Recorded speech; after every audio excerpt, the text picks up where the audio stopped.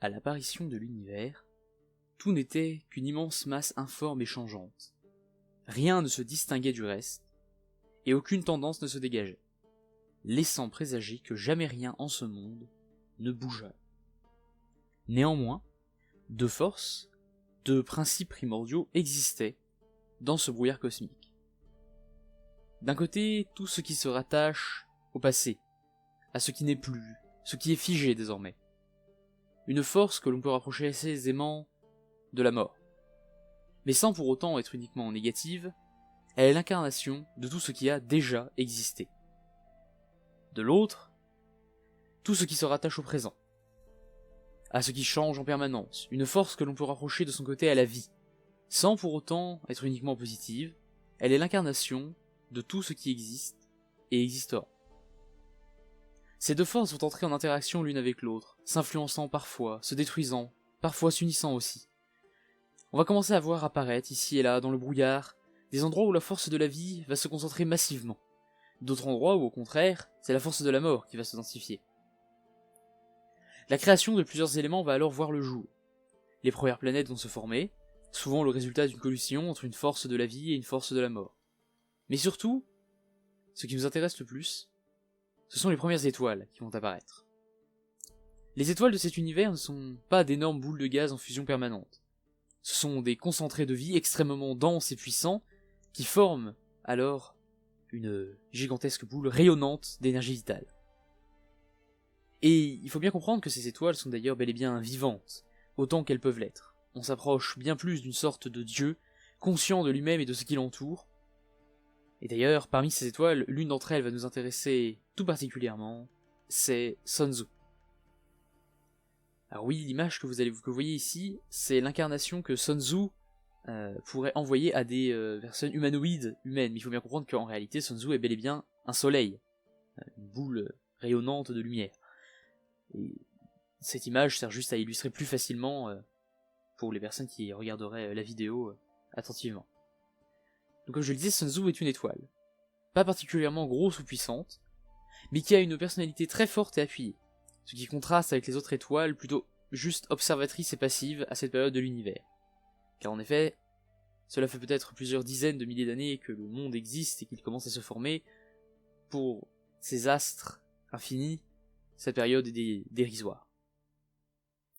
Mais cette étoile, elle ne se trouve pas n'importe où.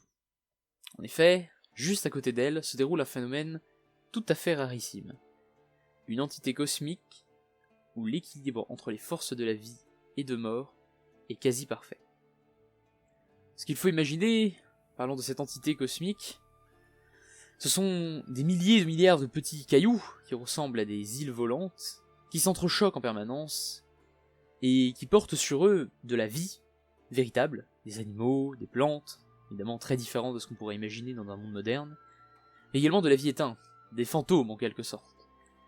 Et tout ce petit monde va joyeusement se taper dessus, apparaître, disparaître, sans que l'un ne prenne le dessus sur l'autre. Inutile de préciser que dans ces conditions, seules des espèces vivantes particulièrement dangereuses et épuisantes peuvent voir le jour.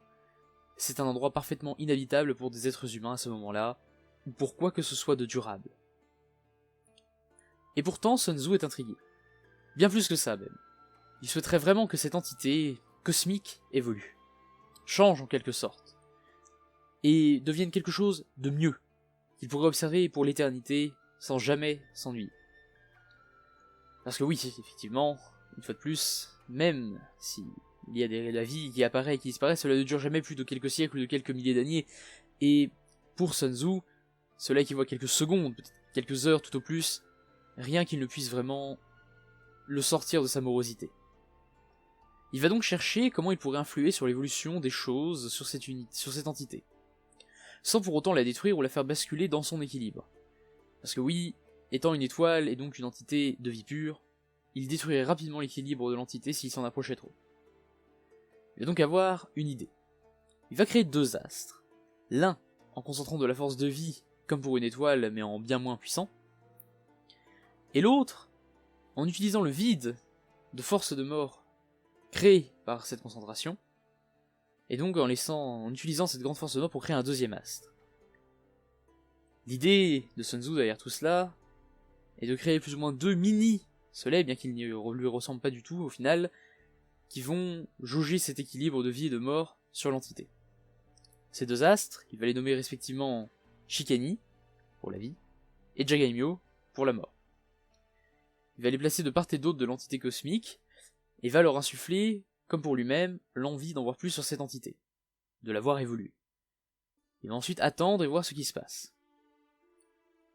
Alors, ce qu'il faut comprendre, c'est que les entités, donc Shikaini et Jagaimyo, au même titre que Sun Tzu, ont aussi une personnalité, un esprit, une façon de voir les choses, et au début, elles ne s'entendent absolument pas.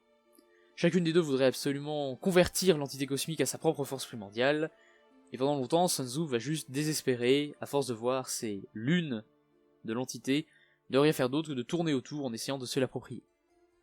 Et puis, enfin, un jour, vu qu'on parle du point de vue de Sun Tzu, c'est plutôt cocasse de parler en termes de jours, mais disons, après un certain temps, Sun Tzu va se rendre compte que ces deux sœurs lunaires ne tournent plus de part et d'autre de l'entité, mais tournent toutes les deux l'une à côté de l'autre. Quand il va leur demander ce qu'il s'est passé, elles ne pourront pas donner d'autres explications qu'elles pensent finalement qu'ensemble, elles seront plus efficaces que séparées, et qu'elles veulent maintenant défendre l'entité de tout ce qui pourrait lui arriver de terrible. Sun Tzu ne comprend absolument pas comment une telle chose a pu se produire, et il pense alors que l'entité cosmique a eu une influence sur ces lunes. Mais laquelle? Toujours est-il que c'est maintenant trois astres qui surveillent cette entité et souhaitent la voir évoluer.